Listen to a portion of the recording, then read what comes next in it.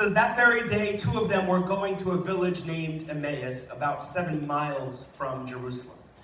They were talking with each other about all these things that had happened. And while they were talking and discussing together, Jesus himself drew near and went with them. But their eyes were kept from recognizing him. And he said to them, "What is this conversation that you are holding with each other as you walk?" And they stood still, looking sad.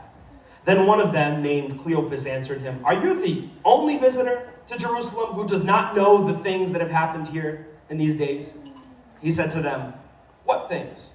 And they said to him, "Concerning Jesus of Nazareth, a man who was a prophet, mighty in deed and word before God and all the people, and how our chief priests and rulers delivered him up to be condemned to death, and they crucified him.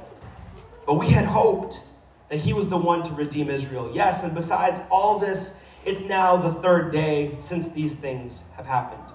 And moreover, some women of our company amazed us. They were at the tomb early in the morning, and when they did not find his body, they came back saying that they had even seen a vision of angels who said that he was alive.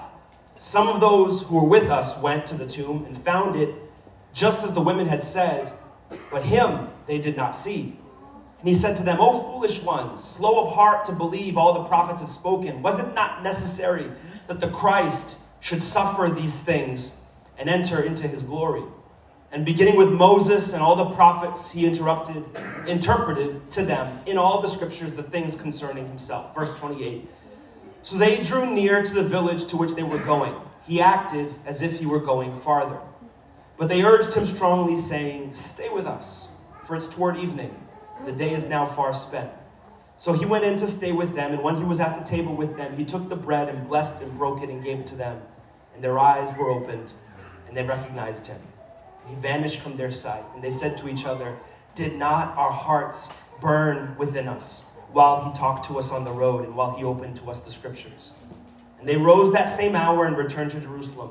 They found the 11 and those who were with them gathered together, saying, "The Lord has risen indeed and has appeared to Simon." Then they told what had happened on the road and how he was known to them in the breaking of the bread. Let's pray.